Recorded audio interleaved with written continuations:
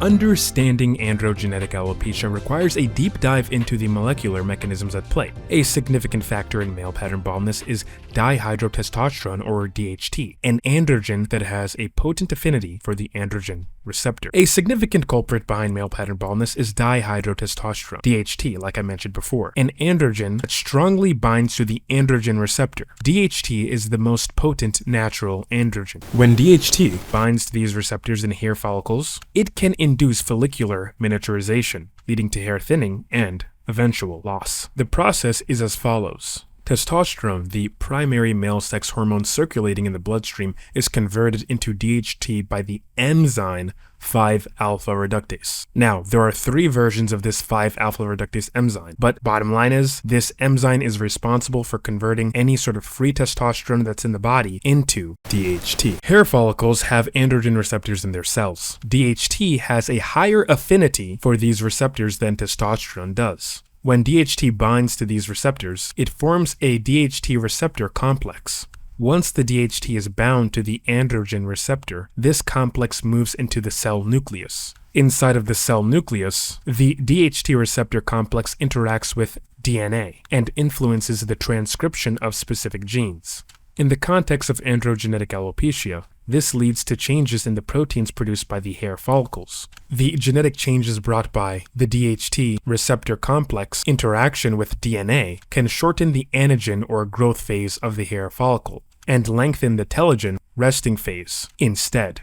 Over time, this results in a miniaturization process of the hair follicle, which produces progressively thinner and shorter hairs. The affected hair follicles shrink over time due to the shortened and prolonged resting phase. This results in the production of vellus hairs, or short, soft, unpigmented hairs, instead of terminal hairs, long, strong, and pigmented hairs. Eventually, after several cycles of miniaturization, the hair follicles may cease to produce any hair, leading to balding areas. And that fucking sucks.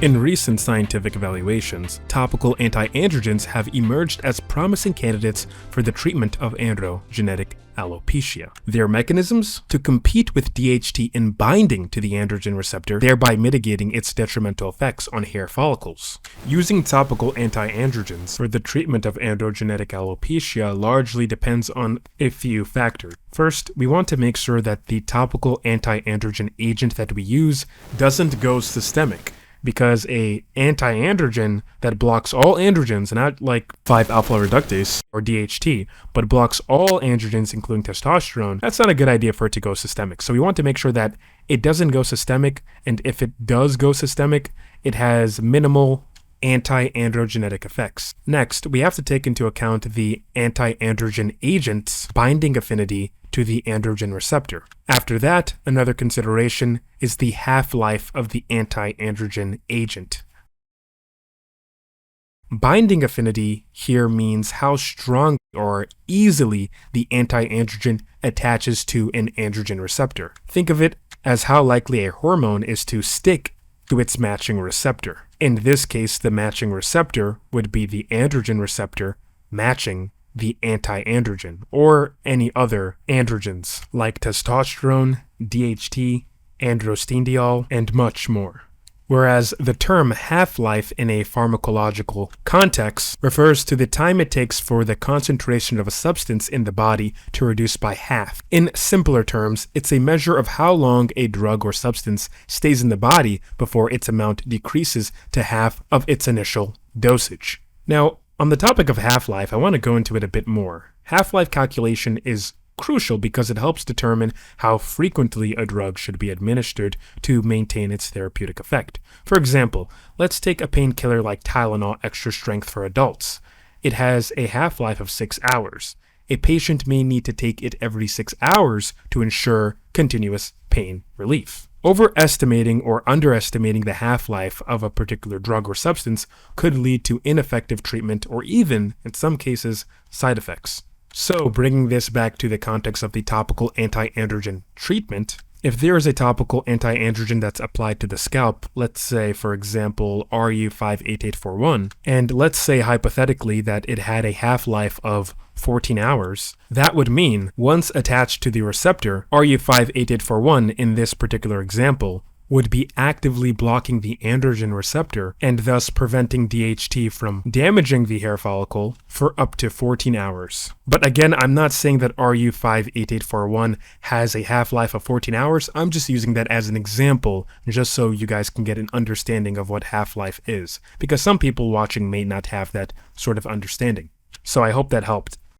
But anyway, circling back to the conversation of receptors. Receptors are protein-like keyholes, and depending on the hormone and how it fits into the protein keyhole structure, different messages can be sent to a cell to perform different tasks. DHT joins itself to the androgen receptor and messages the androgen receptor on the hair follicle cells to miniaturize and stop producing strong hairs over time.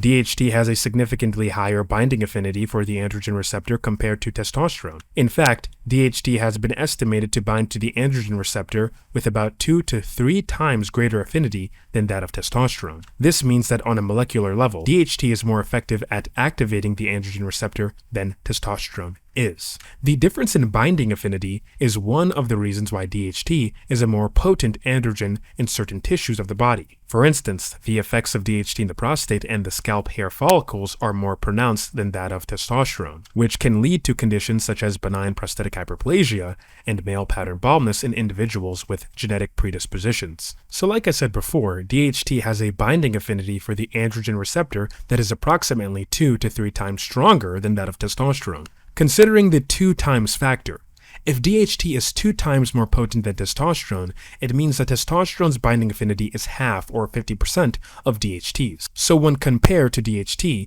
testosterone's binding affinity is 50% of DHT's affinity if we're considering that DHT is 2 times stronger than that of testosterone. That's just for the lower bound. For the upper bound of DHT being 3 times stronger than that of testosterone, that would mean that DHT's binding affinity to the androgen receptor is 300% that of testosterone's. Consequently, testosterone's binding affinity would be about 33.3% that of DHT's binding affinity. Now, the precise numbers can differ based on the study, but in general, DHT has a considerably higher binding affinity for the androgen receptor compared to testosterone.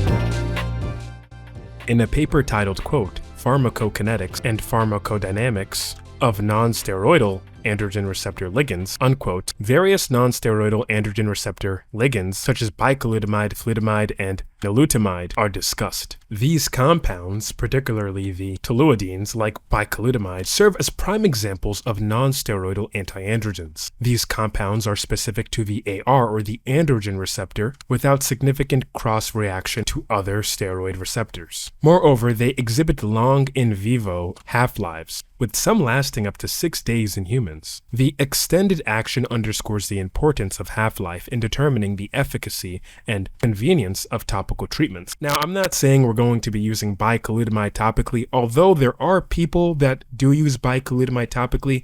More so, this paper is going to show us, or rather serve as a springboard in talking about other topical anti-androgens or just anti-androgens in general, specifically when it comes to being an agonist to the androgen receptor. So when looking at table 2 of the paper, we get a sense of the topical anti-androgens and their affinity to the androgen receptor. The table has a breakdown between anti-androgens that are usually taken orally and some that are enlisted for either oral or topical use. Now, one popular experimental topical anti-androgen that many people on the internet use on their research subject is RU58841. And we can see from the chart here that RU58841 only has a 5% affinity of DHT to the androgen receptor. But that doesn't show the full picture. I know in a video that I did before about RU58841, I erroneously made the claim that RU58841 only has a 5% affinity of DHT. But I do have to say that I misspoke because I was only talking in respect to the rat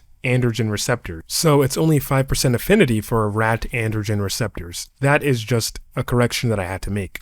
However, in the context of RU58841's affinity to human androgen receptors, if we look at the paper titled, quote, Androgen Receptor Antagonist Structure-Activity Relationships, unquote, authored by Shankar M. Singh, here we get the picture that RU58841 has a similar binding affinity to testosterone and the androgen receptor. So this makes RU58841 a significant anti-androgen and agonist to the androgen receptor. The paper states that, quote, RU58841 displayed 2 times less affinity than that of T for the hamster flank organ androgen receptor. However, activity was similar for the human androgen receptor, unquote. So it's saying that it displayed 2 times less affinity than that of testosterone towards hamster organ androgen receptors. But when it came to humans, testosterone and RU58841 had the same binding affinity, or a similar binding affinity.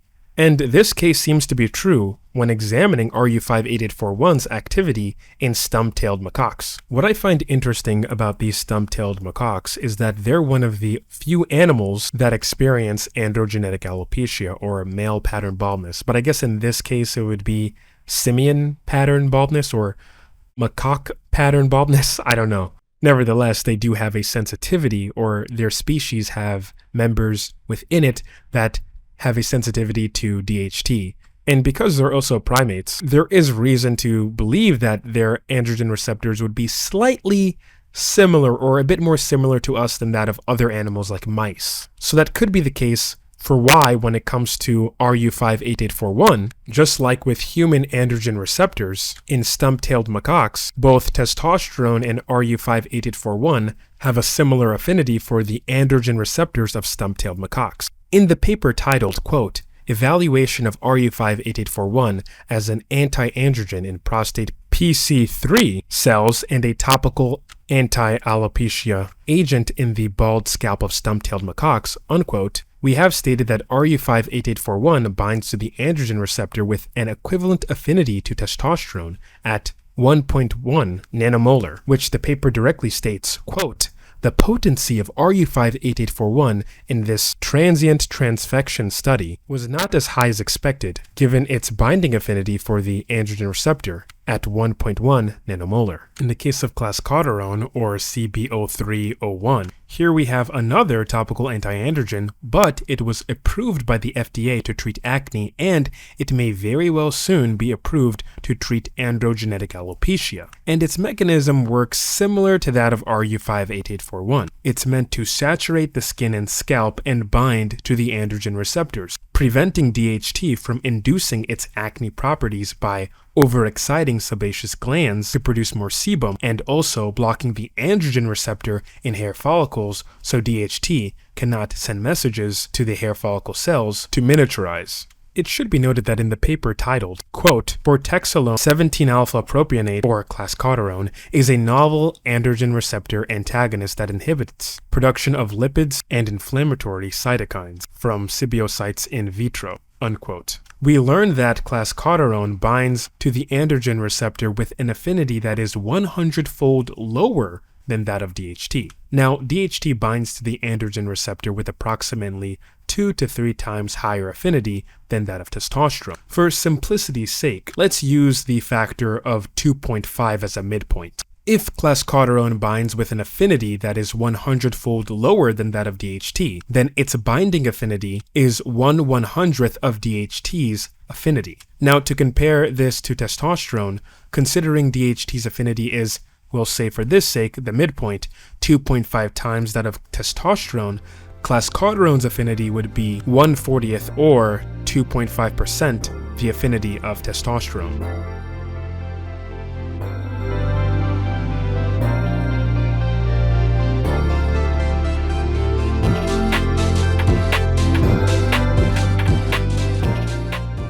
So how can we use this knowledge of binding affinity and half-life when it comes to topical anti-androgens in treating androgenetic alopecia? Well, the potential of topical anti-androgens in treating androgenetic alopecia hinges on some core principles. And I would say these core principles are: 1. The topical anti-androgen's affinity to the androgen receptor. 2. The concentration of the topical anti-androgen when it comes to saturating the scalp skin and the androgen receptors in the scalp skin. 3. The longevity of the topical anti-androgens effects, which is determined by its half-life. And 4. The inability for the topical anti-androgen to go systemic. And I think this particular aspect is probably the most important one, because if the topical anti-androgen were to go systemic, that would pose some significant problems. So yeah, number 4, topical anti-androgen going systemic, that concern has to be fleshed out as not being a factor. So when considering the use of a topical anti-androgen, it's not merely about the affinity, but the overall strategy that leverages the concentration and the pharmacokinetics to effectively counteract DHT's detrimental effects on hair follicles. So what's the takeaway here? The takeaway should be that if we want to be more effective in halting androgenetic alopecia, even in people who have aggressive genetics for it, the aim is to saturate the scalp with a high concentration of a topical anti-androgen agent that does not go systemic, and in doing so, outcompete DHT. If the topical anti-androgen in question has a weak affinity, like with Clascoterone only being 2.5% of testosterone's affinity for the androgen receptor, a higher concentration of the topical anti-androgen or any topical anti-androgen agent may be needed in order to saturate the scalp hair follicles' androgen receptor cells and thus outcompete DHT. But remember, and I've also mentioned this before on this channel, although it's effective in many men, and we can even see this in the twin dutasteride case study, 0.5 milligrams up to 2.5 milligrams of oral dutasteride respectively leaves 50 to 20% remaining DHT in the scalp. For those who have severe genetics for androgenetic alopecia, it would probably be of interest to engage the remainder DHT by blocking the scalp hair follicle androgen receptors. I would encourage a different mindset to be adopted, as I have seen people be disappointed with the reported hair gains from CB0301 or Clascoterone's clinical trials for androgenetic alopecia. I think topical anti-androgens can be firstly seen as a point of stabilization, because think about it. If you're blocking the androgen receptor on your scalp day by day, DHT cannot bind to the hair follicle, and thus the hair follicle itself can be stabilized and potentially revert to its original pre-androgenetic alopecia growing condition.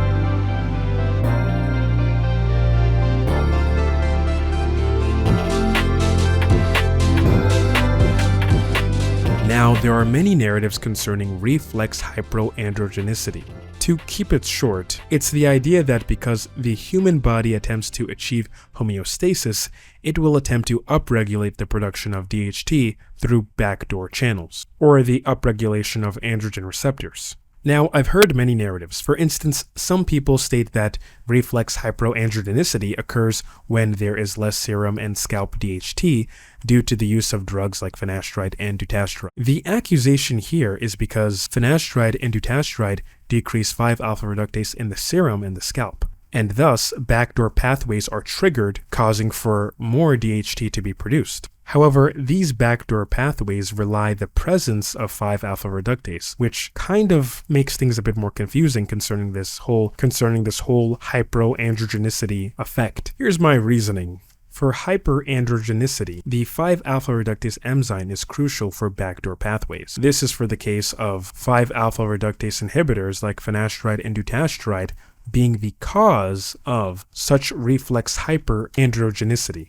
In one particular pathway, the 17-OHP pathway, the first step of this pathway is the 5-alpha reduction of 17-alpha hydroxyprogesterone, or 17-OHP, to 17-OHDHP. Now, this particular reaction is catalyzed by the enzyme SRD5A1, or 5-alpha reductase type 1, which is another form of the 5-alpha reductase enzyme. We also have the progesterone pathway, the P4 pathway, and the first step of synthesis of DHT from progesterone is also a 5-alpha reduction. In this instance, P4 is converted to 5-alpha dihydroprogesterone, or 5-alpha DHP, and this reaction is again facilitated by the enzyme SRD5A1, or 5-alpha reductase type 1. So as you can see here, in both pathways, 5-alpha reductase plays a pivotal role in initiating the series of reactions leading to the synthesis of DHT via backdoor pathways. The 5-alpha reduction step is crucial because it sets the substrate on the path that bypasses testosterone and androstenedione, which are key intermediaries in the classical androgen synthesis pathway. Without 5-alpha reductase activity or significant 5-alpha reductase activity, the backdoor pathway would not be effectively initiated, and the production of DHT through this alternative route would be compromised. So drugs like finasteride and dutasteride are 5-alpha reductase inhibitors. If they effectively inhibit 5-alpha reductase activity, they would theoretically also impact the conversion process in the backdoor pathways, namely the 17-OHP and P4 pathways. So, if the backdoor pathways heavily rely on this 5-alpha reduction of 17-OHP or P4 as their initial steps, and 5-alpha reductase is being inhibited by finasteride or dutasteride, then this would logically reduce the biosynthesis of DHT through these backdoor pathways. This counters the idea of reflex-hyperandrogenicity, where the body purportedly compensates for the reduction of DHT by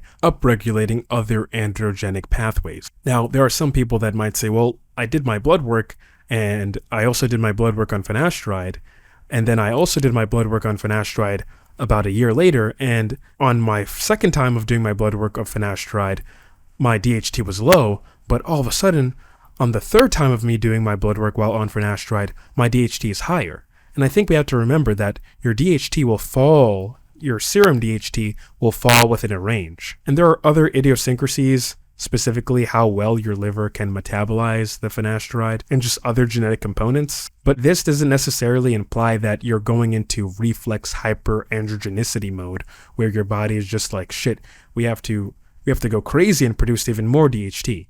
Now, when it comes to androgen receptor blocking in respects to reflex-hyperandrogenicity, androgen receptors, proteins that are activated by androgens like DHT or testosterone, initiate cellular responses upon activation. Now, the density of these receptors in a cell isn't dedicated solely by the available androgen concentrations. Even though the body can adjust receptor numbers in response to different stimuli, merely introducing an anti-androgen doesn't necessarily spike the number of androgen receptors. DHT, notably more potent than testosterone in binding affinity for androgen receptors, is central to discussion on conditions such as androgenetic alopecia. Still, if inhibiting DHT binding boosted receptor density, we'd anticipate parallel discussions when other androgens like testosterone are inhibited. So in this case, we can imagine a hypothetical, let's say, trans person who blocked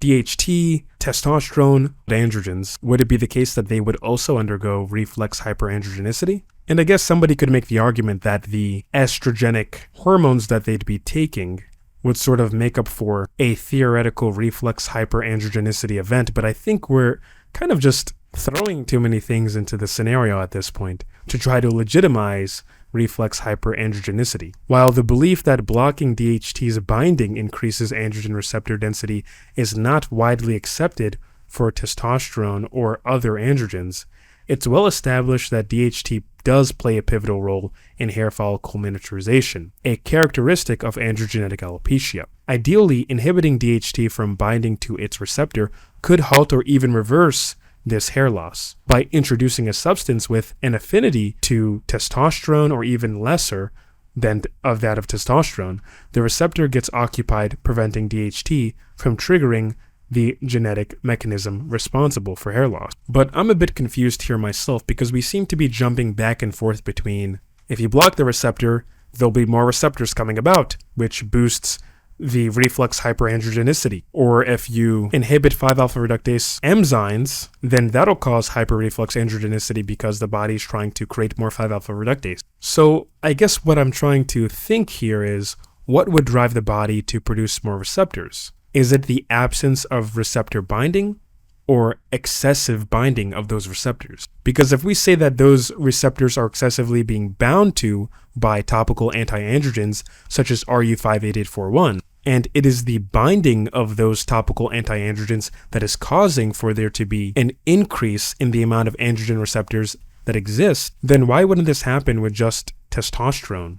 Why? There's just too much noise around this hyper-reflexandrogenicity. It's not even present in the literature. It's not even recognized when it comes to androgenetic alopecia. So I think people have to stop being so concerned about it. The assumption that DHT inhibition would amplify androgen receptor density, hastening hair loss, lacks robust scientific backing.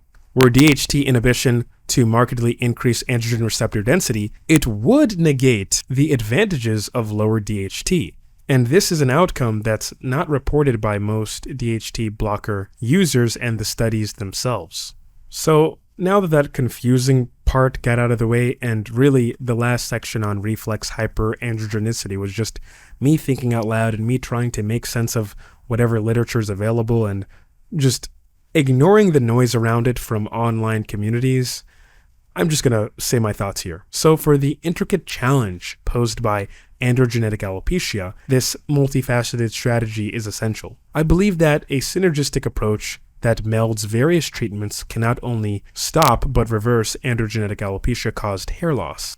Topical anti-androgens such as RU58841 shield hair follicles from DHT, thus preventing the genetic triggers of hair thinning. Simultaneously, 5-alpha reductase inhibitors like finasteride or dutasteride curtail the overall production of DHT, the key androgen in androgenetic alopecia. Hair growth further championed by Minoxidil and Tretinoin to upregulate sulfur-transferase enzymatic activity on the scalp, in which Minoxidil can take advantage of, may offer enhanced efficacy. Completing this stack with a product like Latisse using bromatoprost or latanoprost, this has been shown to extend the hair's growth phase and contribute to hair being more dense. And we see this when people use Latisse on their eyelashes. So as these treatments converge, they forge a robust defense, with 5-alpha reductase inhibitors limiting the primary androgen, DHT, from being in the scalp and in the serum. Topical anti-androgens buffer against any remaining DHT by blocking androgen receptors in the scalp,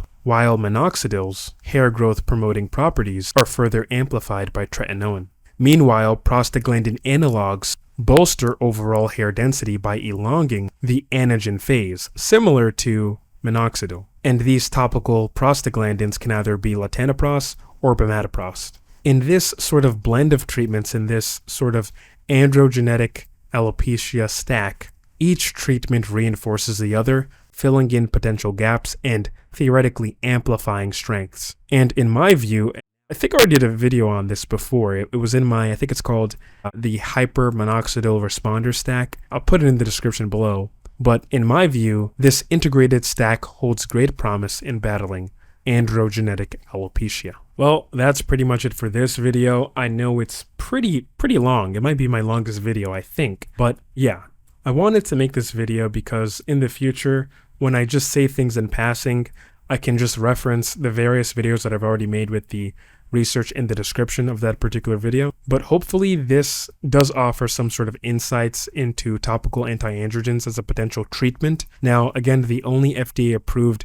topical anti-androgen to treat some sort of DHT-dependent condition would be Clascoterone under the brand name Winlevi. And DHT, for those of you who don't know, causes the sebaceous glands to become hyperactive, thus producing more sebum, and sebum clogs the pores over time, creating acne. But Cosmo Pharmacy is currently in phase 3 for Clascoterone as a treatment for androgenetic alopecia. So that's the only FDA-approved topical anti-androgen in respects to receptor blocking. But then again, people do use RU58841, and now kwxsoc or pyrrolidamide is coming out as well. And we do have some new novel treatments such as GT229. And in this particular case, it's a PROTAC that's being used to destroy the androgen receptor overall. So the coming years, it will be kind of interesting to see how the landscape changes in regards to the treatment of androgenetic alopecia. So I don't want to let this video go on longer than it already has. But if you did get to the end of this video, if you did, because it is a long video, put in the comment section below golden star, because that is what you are, a golden star. But yeah, long ass video. Thanks for watching, and I hope to see you on the next one. Check the description for the Discord for the YouTube channel, and that's pretty much it. Peace out.